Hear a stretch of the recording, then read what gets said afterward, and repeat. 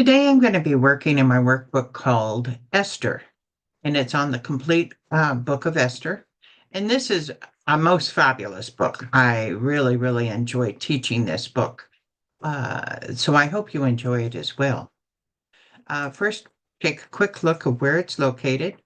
It's actually located here in history. It should be right after Ezra because it actually splits Ezra in two as far as timeline. But it's located here, the last of the history books. And timeline again, the story of Esther is about 483 BC, and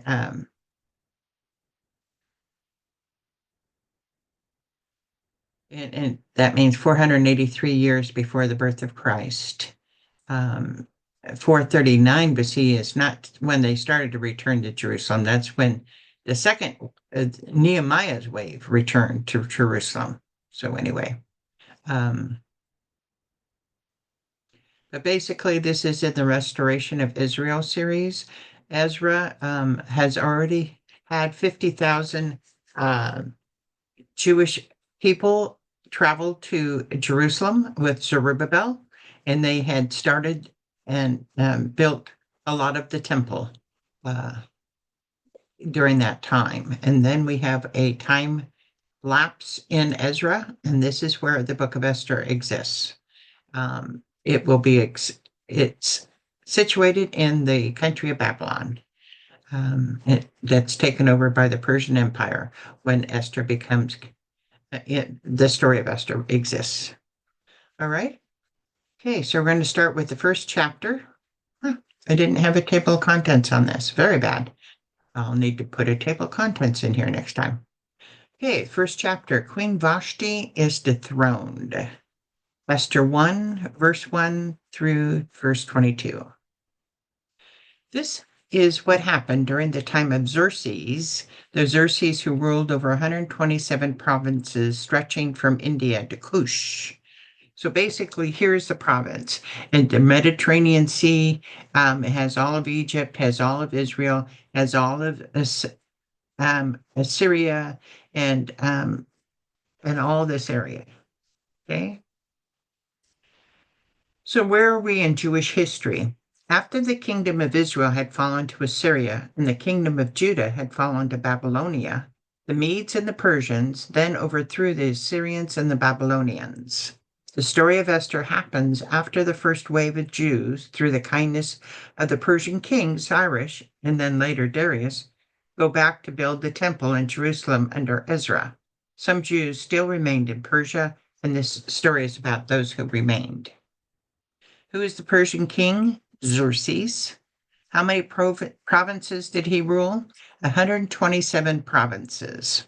And keep track of that number because we'll be asking it from time to time.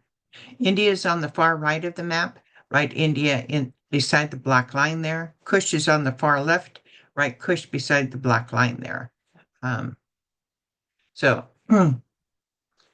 Kush is not actually up here. Truthfully, Kush is down in here.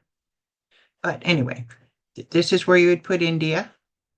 Kush is actually down in here because Kush is Ethiopia.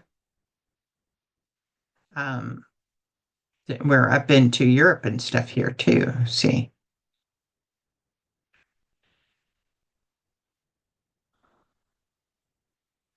At that time, King Xerxes reigned from his royal throne in the citadel of Susa. And in the third year of his reign, he gave a banquet for all his nobles and officials, the military leaders of Persia and Media, the princes and the nobles of the provinces were present. Find Susa on the prior page and circle it. So we come back to the prior page, circle it. Susa is right here. This is the capital at that time.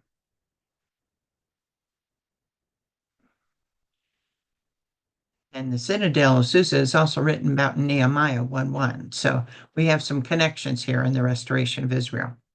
What did King Xerxes do in the third year of his reign? He gave a banquet for all the nobles and the officials. So usually it's going to give a banquet. It's because he's celebrating something. We don't know what he's celebrating in the book of Esther, but he conquered a lot of land. So It could be that. Who was the banquet for? All his nobles and officials. Who was present at the banquet? Military leaders of Persia and Media, the princes, and the nobles of the provinces. Xerxes' reign is from 486 to 465 BC. So what year is this banquet? Um, third year of his reign. So it'd be 483. 483.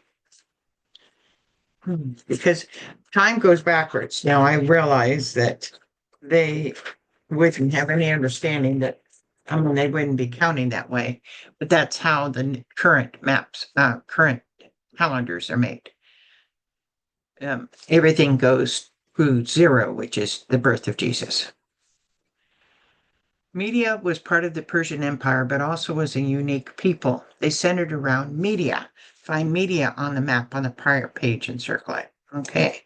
Let's see, we've got a circle. We've got Media up here. There you go.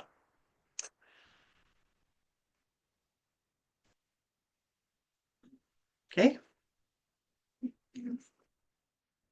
For, for a full 180 days, he displayed the vast wealth of his kingdom and the splendor and glory of his majesty. When these days were over, the king gave a banquet lasting 7 more days in the enclosed garden of the king's palace for all the people from least to greatest who were in the citadel of Susa. If the month had 30 days, how many months are 180 days? That would be 6 months. And really, it was more because we believe, we don't know what calendar they're using, but the Hebrew calendar would have been 28 days, so more than 6 months, but that at least gives us a kind of an idea of how long that would have been. What did King Xerxes display during this very long banquet? The vast wealth of his kingdom and splendor and glory of his majesty. How many days was the next banquet? 7 days. Who was the next banquet for? All the people from least to greatest. Where was the second banquet going to be held at? In the enclosed garden of the king's palace. Based on the second banquet, what can you conclude about the relationship between this king and his subjects? That he did things for his people, and he was and that's kind of a good king during this time. So he might be well liked. The garden had hangings of white and blue linen, fastened with cords of white linen and blue material to silver rings on the purple pillars. There were couches of gold and silver on a mosaic pavement of porphyry, marble, mother of pearl, and other costly stones. Wine was served in goblets of gold, each one different from the other, and the royal wine was abundant, in keeping with the king's liberality. By the king's command, each guest was allowed to drink with no restrictions, for the king instructed all the wine stewards to serve each man what he wished. Okay, so one of the things you need to note here is really there are no women here. Even though it's from people greatest to smallest, it's only men. And I mean, women may be serving or women may be entertaining, but it's for the men.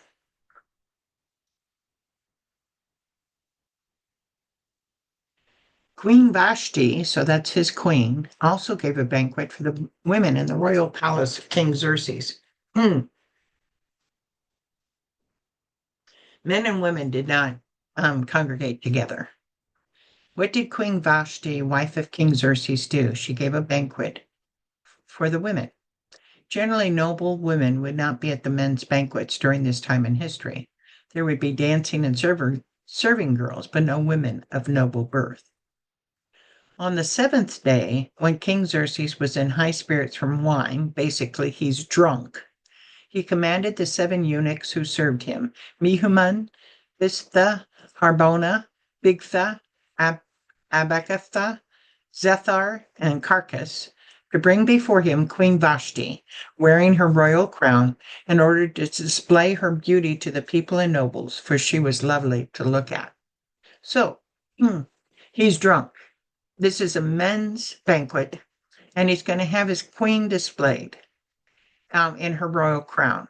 Now, many people mention, because remember, there's a lot of body, sexy serving girls and sexy dancing and all this happening in the men's banquet. You know what could happen at a fully men's banquet when they're all drunk. So many people believe she was to come in front of him naked, except for her crown. Uh, what did King want Queen Vashti to do? To wear her royal crown and come and display her beauty in the banquet here of men. Totally against normal rules, totally against anything. And she is supposed to display her beauty to all the men. He is very drunk. He probably wouldn't have expected this beforehand, but I don't know, maybe he got into a competition as far as who's greater, and so he's now going to prove it by Queen Vashti coming. But when the attendants delivered the king's command, Queen Vashti refused to come. Then the king became furious and burned with anger. Nobody disobeys the king, period. Nobody does, let alone a woman. But she knew where she was supposed to be. It was not right for her to be displayed in the banquet that way. And so she wasn't going to go. That wasn't the right thing to do. What day of the party did King Xerxes send out the command for Queen Vashti to come? The last day of the 7-day party. Was King Xerxes drunk when he sent this command? Oh, you betcha. How many eunuchs served King Xerxes? How many eunuchs served King Xerxes, the king, at the banquet? 7. A eunuch, of course, was a man surgically altered so they could not have children and were the keepers of the king's harem, or in this case, dealt with the women of the palace. And there were many. Why did King Xerxes want Queen Vashti to come to his banquet? He wanted to display her loveliness in a raunchy, be like, I don't know how to explain what it would be like, but it would be very, very bad. Was it right for Queen Vashti to refuse to come to the king's banquet? Why or why not? Well, in our terminology, definitely it was right for her to do that. But nobody disobeys the king. So you could look at this either way. Nobody disobeys the king, even if it was totally against whatever. She shouldn't have disobeyed the king. But at the same time, he shouldn't have asked her to do that. And that was beyond the pale as far as what he needed to ask her to do. Since it was customary for the king to consult experts in matters of law and justice, he spoke with the wise men who understood the times and was closest to the king. Garcinia, Shethar, Admatha, Tarshish, Meres, Mersina, and Memucan, the 7 nobles of Persia and Media, who had special access to the king and were highest in the kingdom. So it's really good that he doesn't make his decisions solely on his own. He has seven men who he consults for law and justice, and that's pretty good. That's pretty good. They were wise men, and so that was really good. Nobles. What was it customary for the king to do? To consult experts. And why is he consulting them? Because Vashti didn't disobey the king. How many wise men were there? 7, I believe. 7, yes. These wise men were described in several ways. Experts in matters of law and justice, understood the times, nobles of Media and Persia, special access to the king, and highest in the kingdom. Why was King Xerxes consulting these men? Because Queen Vashti refused him. What is he supposed to do here? See if you can complete the names of these men. So, Memucan, Admatha, Tarshish, Meres, Shethar, Marsina, and Carcina. According to the law, what must be done to Queen Vashti? He asked. She has not obeyed the command of King Xerxes that the eunuchs have taken to her. The Memucan replied in the presence of the king and nobles, Queen Vashti has done wrong. not only against the king, but also against all the nobles and the peoples of all the provinces of King Xerxes. For the queen's conduct would become known to all women, so they'll despise their husbands and say, King Xerxes commanded Queen Vashti be brought before him, but she would not come. This very day, the Persian and Median women of the nobility who have heard about the queen's conduct will respond to all the nobles in the same way. There will be no end of disrespect and discord. So they're worried that all the women, all their wives will follow Queen's example and say no when the men ask them to do things. Totally different time than we are in now. Who spoke for the seven wise men? Memucan. This wise man said that Queen Vashti not only disrespected the king, but to what group? What two groups? Nobles and peoples of all the provinces. What did he see would be the result of the queen's disobedience if not punished? All the women, all the wives would respond to the nobles the same way. They would say no. There'll be no end of disrespect and discord. The men were afraid that their wives would argue and be disrespectful of them due to the queen's actions. Therefore, if it pleases the king, let him issue a royal decree and let it be written in the laws of Persia and Media, which cannot be repealed, that Vashti is never again to enter the presence of King Xerxes. Also let the king give her royal position to someone else who is better than she. Then when the king's edict is proclaimed throughout his vast realm, all the women will respect their husbands from least to greatest. They had to solve this problem, or there'd be quite a lot of discord if their women's disagreeing with them. So they had to notice the two things that they were going to do. She was never to enter the presence of King Xerxes, and somebody else would take her position. None of this says that she's going to be killed, but what's probably going to happen to Queen Vashti is she'll be kept in the harem and reduced from queen to concubine or just one of the other wives. If the king issues the law, it's considered a royal decree. If the law is written in the laws of Persia and Media, can it be repealed? No, not even by the king.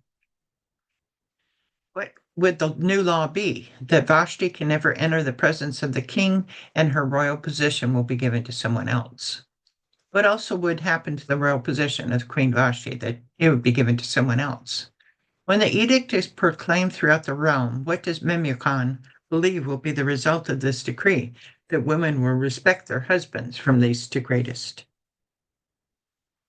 The king and his nobles were pleased with this advice, so the king did as Memucan proposed. He sent dispatches to all parts of the kingdom, to each province in its own script, and to each people in their own language, proclaiming that every man should be ruler over his own household, using his native tongue. Did the king accept Memucan's suggestion? Absolutely. Now we know that there were different languages in the king. How do we know that there were different languages in the kingdom of King Xerxes? He sent dispatches in its own script, in their own language. Aside from the decree that Queen Vashti could not enter the presence of the king, what else would the decree say according to the passage? That she no longer has the royal position of queen. How many provinces were there in King Xerxes' kingdom? 127. Remember that I had told you to keep that in mind. Could this law ever be reversed or repealed? No, it cannot. Even the king can't reverse or repeal it. And the reason they had that is that they believed the king was akin to God, and God doesn't change his mind, so the king can't change his mind, even. Do you think that King Xerxes will later regret that he issued this royal decree? Why or why not? Well, we wouldn't have much of a story if he didn't regret it, I would say. But Queen Vashti was the most beautiful woman of all the kingdom, and now he doesn't have a queen at all, and so that's not going to sit well. So yeah, I think he's going to regret it eventually. So we come to the end of this chapter, and